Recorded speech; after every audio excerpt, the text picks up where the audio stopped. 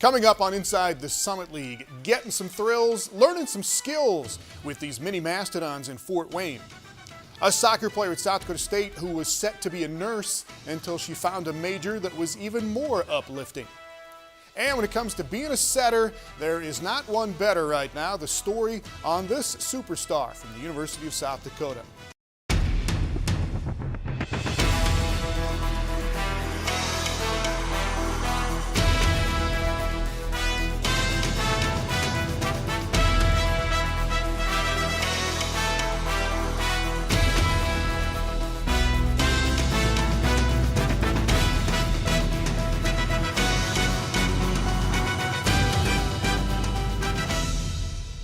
Hello, welcome to the show. Got a great match in men's soccer between Fort Wayne and Denver coming up. Got some men's basketball stuff coming up as well. Some preseason predictions from one national publication with nods towards South Dakota State and Fort Wayne. But volleyball up first this week, and the first weekend of Summit League play is in the books. Some great matches to get it going. Fort Wayne goes to Omaha on Friday night. They go 5 sets. Fort Wayne wins the last one 15-13 to win the match 3-2, and there were big numbers all over the place. Sydney O'Shaughnessy with 49 assists and 23 digs for Omaha. Kayla Torson with 18 kills for the Mavericks. Fort Wayne gets 60 assists from Madison Jakeway and 25 kills from Nicole Reitenauer. But the biggest number of the night is 48 digs by Fort Wayne's Olivia Hahn. She is the Summit League Defensive Player of the Week. 48 digs is the most in the country this year by a Division I player. It is the second most in Summit League history. And Hahn breaks the IPFW school record of 47 set by Tessa McGill back in 2010. It's a really big accomplishment for me coming in my freshman year and seeing that record set by Tessa McGill seemed impossible at the time. And during the match, you don't realize how many stats you have, but after realizing how many digs I did get, I was really happy with the outcome. If I'm pulling in players of the week, that means that our team is being successful and we're winning the games that we need to win. So that's how I feel about it. Well, after the win at Omaha, Fort Wayne went on to win at Western Illinois on Sunday, so the Dons are off to a 2-0 start, and they try to keep it rolling this Friday with a match at home against Denver. It's really, really exciting for us coming in 7th and not predetermined to be in the tournament. Coming off 2-0 and being tied for first right now is a really big accomplishment for us. With Denver coming in this weekend and all the success they've had, we know this is a really big match for us. This is probably our first really big challenge of conference play so far. We just need to make sure that we're mentally strong and have a fighter mentality because we know that this match isn't going to be easy. Well, Denver is the defending league champion in volleyball. Denver won at Omaha on Saturday. Omaha wins the first set in this one 27-25, but Denver comes back to win the next 3. Kayla Principato is a first-team All-League player from last year. She leads Denver in this match with 18 kills. Nola Basie adds 16 kills for Denver, and the Pioneers are 1-0 going into that match at Fort Wayne coming up this weekend. Well, meanwhile, North Dakota State is supposed to be a contender this year as well. NDSU had a rough preseason, but they come up with 2 big wins at home to start the Summit League season. The Bison beat Oral Roberts on Friday, 54 assists for Brianna Rasmussen. NDSU has 5 players with double-digit kills in this match, led by Emily Minnick with 13, and North Dakota State over Oral Roberts in 4 sets on Friday. And then the Bison with a sweep of IUPUI on Saturday. They get 16 kills from Hadley Steffen and 41 more assists in just 3 sets for Brianna Rasmussen. And Rasmussen is the Offensive Player of the Week this week. First-time honors for the junior from Fergus Falls, Minnesota. That 54 assist against Oral Roberts is a career high for her. And for the week, Rasmussen averages a whopping 13.57 assists per set. Well, speaking of sets and setters and Summit League stars, we've got a story coming up next on how this South Dakota Coyote has become a master of the dump and the kill and the set. Inside the Summit League on Midco Sports Network is presented by Sanford Orthopedics and Sports Medicine, Dakota Land Honda, and South Dakota Corn. Welcome back and back to volleyball. South Dakota is off to a 2-0 start in Summit League play. The Yotes with wins over Oral Roberts and Western Illinois so far. One of the big weapons again this year for South Dakota is their setter.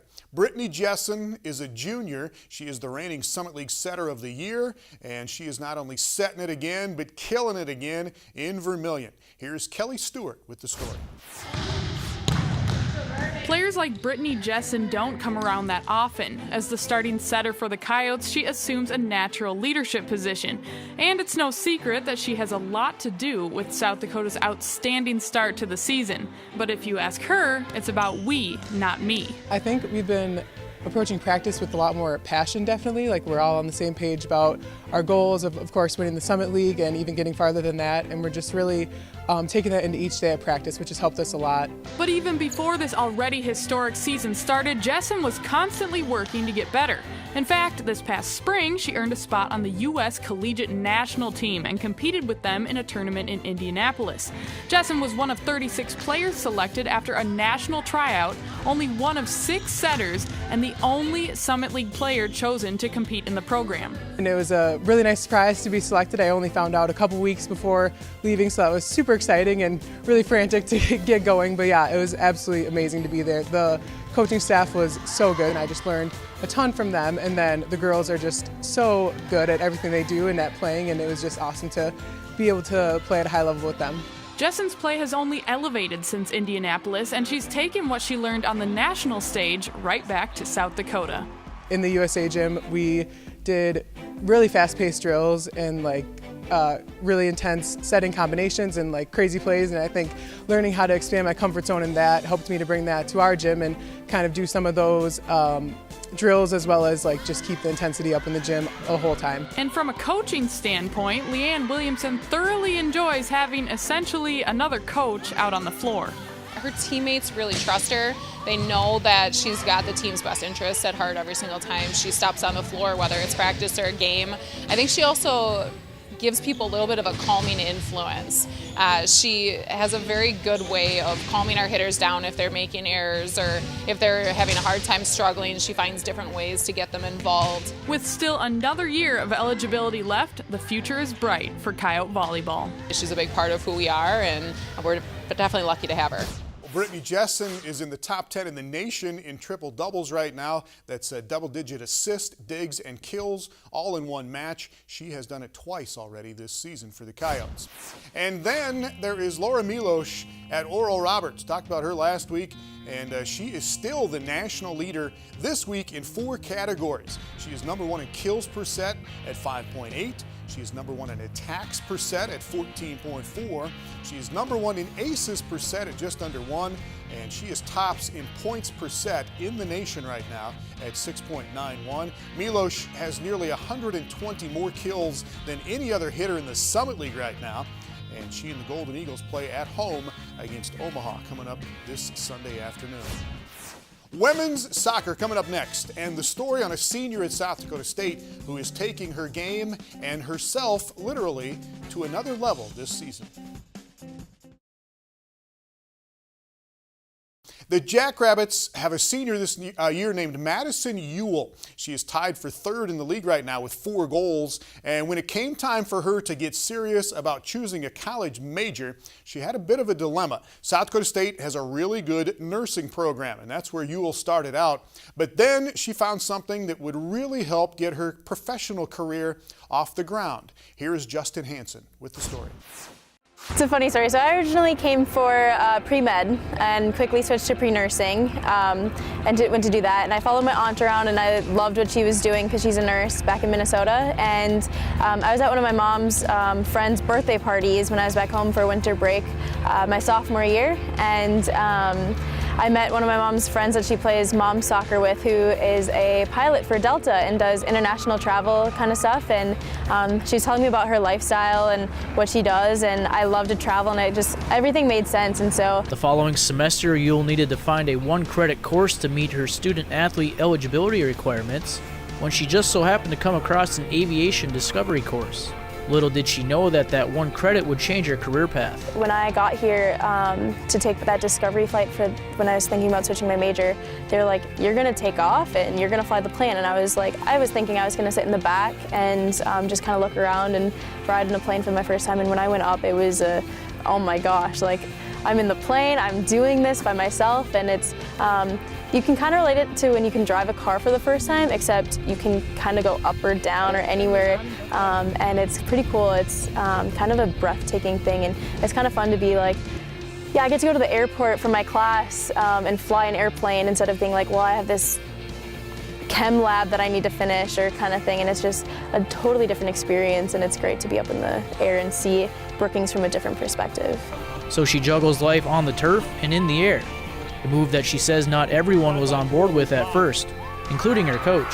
First, I know Lang was kind of worried, and so were some of my academic and athletic advisors, for making sure that I was eligible, along with being able to graduate in soccer and stuff like that, because you have to have a certain percent of your major done by each year to be eligible. So it was very interesting to try to navigate that, and once we figured out it would work, I did a lot of classes last year to make sure it could work. I did 15 in the fall, 15 credits in the fall, and 18 in the spring to be able to kind of jam that all in to make sure that I was eligible for soccer. And now it's just making sure that I'm communicating early enough about my schedules and trying to balance that. I mean, I've been balancing soccer and school and other activities my whole life, and so it's been easy to, I already understand how it works, and so I was able to adapt pretty quickly, but it's definitely been a little difficult to try to manage both of them at the same time.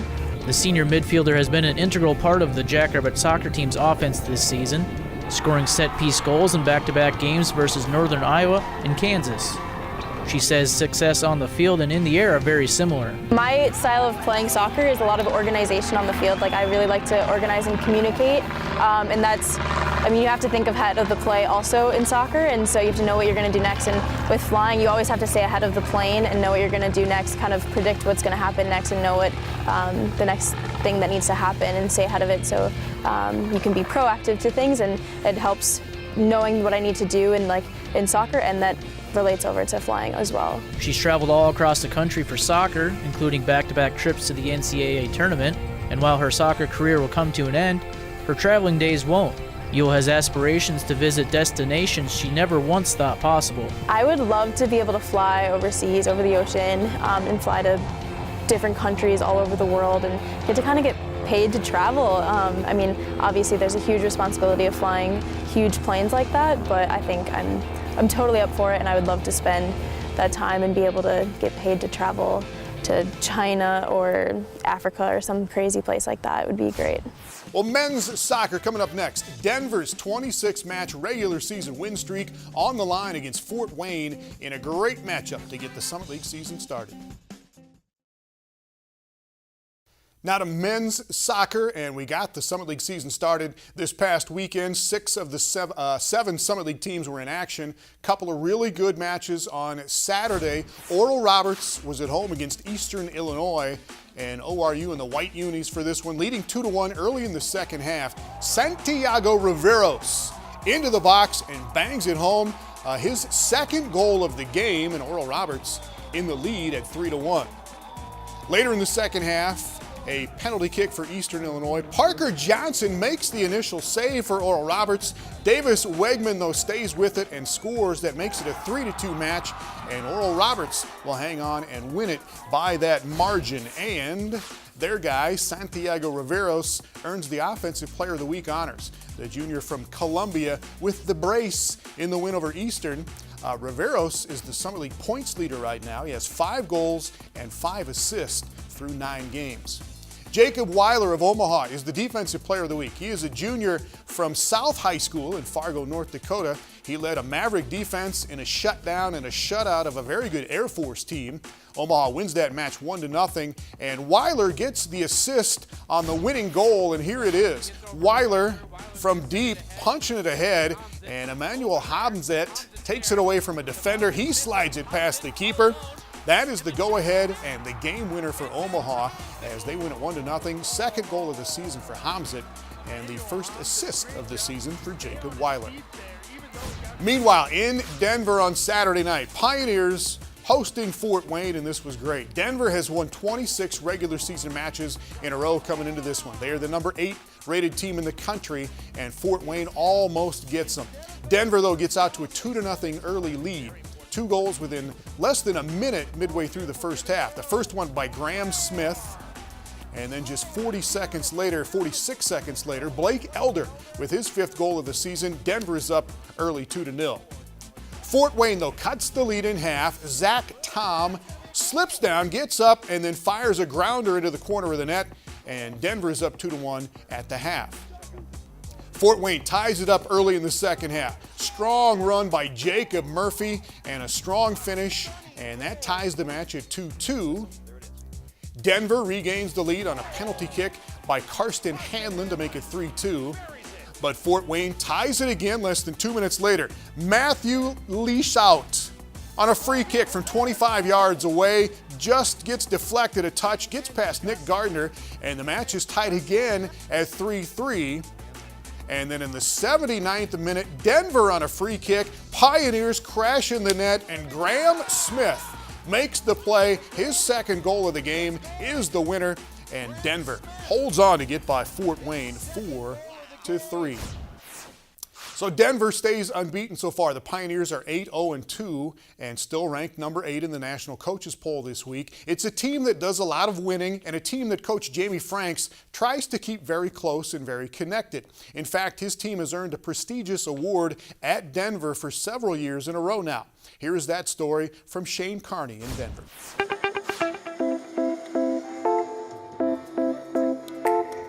The Denver Pioneers men's soccer team steps onto the playing field to face their opponents as a unified team. They attack together, defend together, to ultimately win together. Even away from the field, in class, out in the community, or even at another Pioneer athletic event, they spend that time together, which gives reason as to why the Denver Gold Vest Team Award means so much to every member of the squad. Department only gives out one team award, and for the past 3 seasons, we've been the one that wins that. And we take a lot of pride in that. First and foremost, for getting involved in the community, using these guys' positions and platforms as student athletes to give back, whether they're cancer walks. It's giving back, and I think that the University of Denver has done a great job nesting themselves out, outside the city, and it's our job to kind of continue to get into the community and, make people aware, what the University of Denver is really all about. So the Gold Vest is we have definitely our goals, win national championship, excel after college, and up there with those goals is the Gold Vest and winning it. And winning that, on the night of the awards, Jamie tells us, he's look guys, he's that entire award banquet night is individual awards, this is the only team award that's out there. And when we are all get to go up there as a team together and kind of celebrate that accomplishment through our work, through volunteering at the hospital, donating clothes, going to other sport events, and just getting out in the community, not only does it allow us to celebrate that award together, but it just gives you a better feeling of I'm only here for 4 years and I might as well make the best I can do with it in this community. Good. At the end of each year, the Denver Student Athlete Advisory Committee organizes the Student Athlete Awards Banquet, handing out a number of individual awards to pioneers who excelled in various areas throughout the year. The Gold Vest Award, being the only team award, is presented to the program that showed excellence in community service, academics, spirit, leadership, and athletic performance. With each year the men's soccer program has won it, they hang it up in their locker room to remind everyone the level of effort that is expected from each player. I think it's great to have the Gold Vest, right as you walk into the locker room to see it, just to, something that's bigger than us. It's not just thinking about ourselves, but thinking about others in the Denver community. So I think it's really important to have it hanging in the locker room, first thing you see. To have it in our locker room, it's very special for the guys, and I think the 1 or 2 days that we haven't had it in the locker room because we've had to give it back to academic services, the locker rooms felt empty. So, our plan is to be the 4th time recipient of that award this year.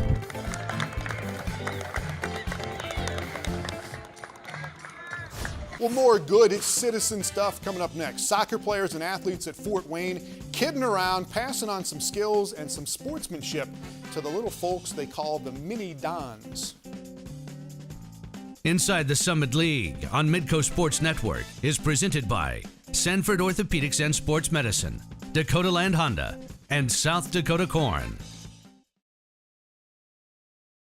Welcome back. It's got to be fun for a little kid in a Summit League city, a chance to watch and to meet and to learn from college student athletes. And that is a big responsibility for the players in our Summit League cities, and one that they relish and welcome for sure in Fort Wayne, Indiana, where the Mini Dons program is alive and well.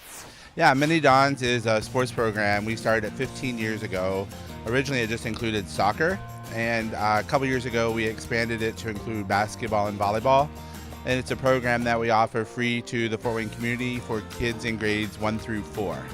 It's a great community outreach program that we've been involved in, certainly in the time that we've been here at Fort Wayne over the last 2.5 years. And it's an exciting time for, obviously, our kids to be able to connect with children in the community, as well as having children in the community learn a little bit more about our athletic programs, but most importantly, just getting involved in athletics in general and trying to lead a fitter and healthier lifestyle.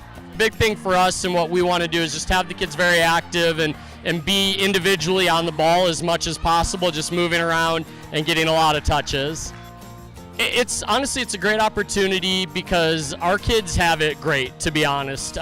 We've got great facilities, we've got great support, and it's good for them to be able to give back to a community that supports them as much as they do. And so our student athletes to be able to share their experiences both on the field and just in life in general with the children for the game that they love is just an exciting time for our players personally, and they seem to love it every single time we're able to play with the kids. And Fort Wayne is expected to be very good again this year in men's hoops. They are the pick to win the Summit League regular season title. That's according to one national media outlet. AthlonSports.com says the Dons are the team to beat, followed by South Dakota State, North Dakota State, and IUPUI. We'll see you next week on Inside the Summit League.